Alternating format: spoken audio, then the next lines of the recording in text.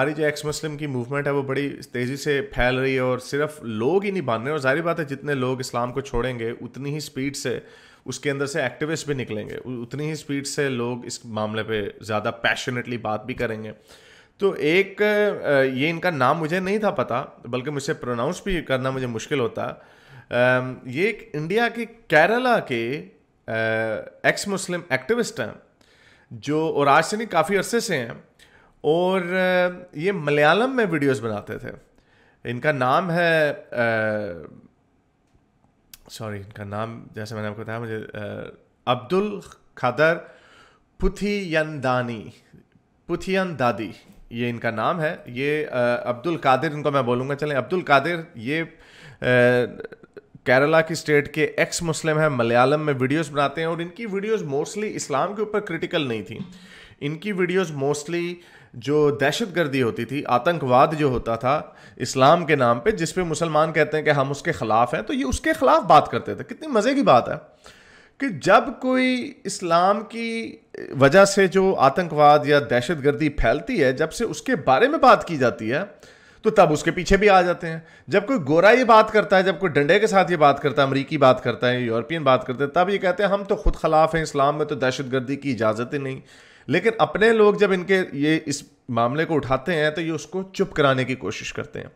तो अब्दुल कादिर जो थे वो इस्लाम को क्रिटिसाइज नहीं कर रहे थे, ये जो इस्लामाइजेशन है, ये जो दहशतगर्दी है, ये इसके ऊपर बात कर रहे थे। तो ये लेकिन पिछले 2 सालों से ये दुबई में थे, यूएई में थे। तो अब इनको अरेस्ट कर लिया गया है, और ये मैंने इसके ऊपर ट्वीट भी की, मैं भी आपको ट्वीट भी दिखाऊंगा। ये पॉपुलर यूट्यूबर थे जैसे मैंने आपको बताया, और ये वीडियोस और ब्लॉग्स बनाते थे इस्लामिक जो दहशतगर्दी होती है उसके ऊपर। इनको काफ़ी अरसे से काफ़ी धमकियां आ रही थी कि इनको कहा जा रहा था, धमकियां दी जा रही थी कि चुप कर जाओ, अब तुमने इस्लाम के ख़िलाफ़ नहीं बात करनी। हालांकि जैसे मैंने आपको बताया कि इस्लाम के ख़िलाफ़ नहीं, ये जो इस्लाम से निकलने वाली दहशतगर्दी है जिसको मुसलमान खुद कहते हैं कि वो गलत है, उसके बारे में ये बात कर रहे थे। तो ये 2 साल से इन्हें पता था कि जब ये दुबई में गए तो इन्होंने बिल्कुल भी इस मामले पे बात नहीं करनी, तो ये कोई वीडियोस नहीं बना रहे थे 2 साल से, और ये इसमें बिल्कुल खामोश थे, क्योंकि उन्हें पता था कि यूएई जैसे एक मुस्लिम मुल्क में अगर हुए तो ये किसी प्रॉब्लम में आ सकते हैं। तो इन्होंने कोई वीडियो नहीं बनाई 2 साल से, जब से ये दुबई में थे। लेकिन मोमिनीन्स, आपको पता है मोमिनीन्स, ये इसका तो डसा हुआ मैं खुद हूं कि मोमिनीन्स तो कोई मौका हाथ से जाने नहीं देते। वैसे पूरी दुनिया को कहेंगे है, और जब एक बंदे ने नोटों से भरा हुआ ब्रीफ केस वापस कर दिया, तो उसने इसलिए वापस कर दिया क्योंकि इस्लाम उसको अमन ईमानदारी सिखाता है। ड्रामेबाजी, ये कहेंगे जैसे कि कोई नॉन इस्लामी बंदा तो कभी किसी ने उसने ब्रीफ केस कभी वापस ही नहीं किया होगा, तो उसको फिर इसका मतलब उसकी एथियज्म उसको सिखा रही है ईमानदारी। नहीं, वो ड्रामेबाजी, बस ऐसे लोगों को ना चूना लगाने के लिए। लेकिन जब ये इस तरह की हरकतें आती हैं तब बाज नहीं आते। मेरे साथ इन्होंने इस तरह की हरकतें की बहुत। खैर ये मेरा इतना तो नहीं कुछ कर सकते, मैं लकीली मैं एक मुसलमान मुल्क में नहीं रहता, और ना ही कभी मेरा कुछ जाने का इरादा है। तुर्की का मुझे अफसोस रहेगा, दुबई का भी मुझे अफसोस रहेगा, लेकिन एनीवे दुनिया बहुत बड़ी है। तो इस लड़के को बेचारे की पुरानी वीडियोस को मोमिनीन्स ने अरबिक के सबटाइटल्स लगा के एडिट करके इधर उधर से आउट ऑफ कॉन्टेक्स्ट बनू के उसकी यूट्यूब पे वीडियोस उठाई यूट्यूब से, और उनको पुलिस के करीब भेज दिया। हालांकि ये लड़का खुद दुबई की पुलिस को रिपोर्ट कराता रहा है कि इसको धमकियां आ रही हैं। तो दुबई की पुलिस ने ऑब्वियसली कहा कि हम क्या कर सकते हैं भाई, आप दूर हो जाओ। उन्हें उसको ये नहीं पता था। तो बहरहाल अब उन्होंने उनको उसकी वीडियोस को एडिट करा के सबटाइटल वगैरह, वो मेरी भी एक वीडियो, वो एक नाई होता था वो लगाता था, उसने, चलो उसको मैं अलग से बताता हूँ आपको। तो बहरहाल ये लड़के के साथ इसके साथ इन्होंने किया, वो लड़का अरेस्ट हो गया। और मुझे ये पिछले हफ्ते की बात है, मैं थोड़ा इसको वेरीफाई करने की कोशिश कर रहा था, और जैसा कि मैंने आपको बताया कि बड़ा ज़रूरी है इसके ऊपर बात करना, तो मैंने एक ट्वीट भी की है, मैंने पीएम मोदी जी को उसमें उनको टैग भी किया है कि आई होप कि मोदी जी, अब ये भी एक्स मुस्लिम है, हिंदू नहीं है, तो कहीं ऐसा ना हो कि इसके ऊपर कोई इंटरेस्ट ना वो शो करें मोदी जी। ये देखें, ये मैंने ट्वीट डाली 28 अप्रैल को, तकरीबन 2 दिन पहले इसके 211 ट्वीट्स हुए।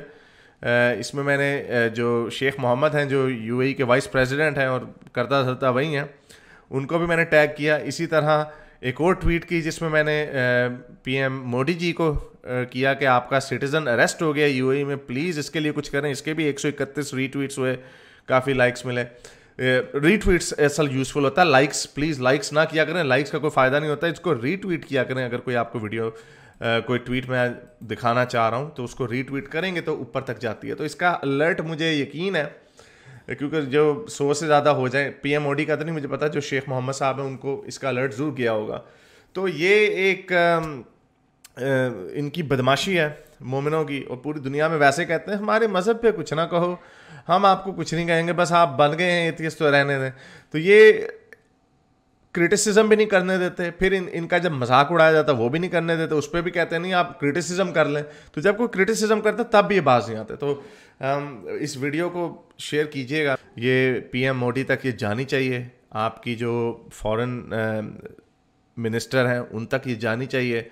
सुषमा स्वराज जी होती तो शायद वो डंडा फेरती, लेकिन मुझे कोई उम्मीद नहीं लग रही इस लड़के को। मोस्टली ये होता है कि जो दुबई में ब्लास्फेमी फॉरेन सिटीजन्स के ऊपर चार्ज लगता है उनको डिपोर्ट कर देते हैं। तो आई होप कि इनको ज़्यादा से ज़्यादा डिपोर्ट कर दें इंडिया में, लेकिन अगर डिपोर्ट नहीं किया गया तो मेरा ख्याल maximum sentence 5 years in prison है या कुछ इस तरह का है। तो प्लीज़ इस वीडियो को आगे पहुंचाइएगा जिस तक आप पहुंचा सकें। मेरे इस नेक काम को जारी रखने के लिए मुझे पेपैल या पेट्रियन पे ज़रूर सपोर्ट कीजिए, ताकि मैं अपना पैगाम ज़्यादा से ज़्यादा लोगों तक पहुंचा सकूं।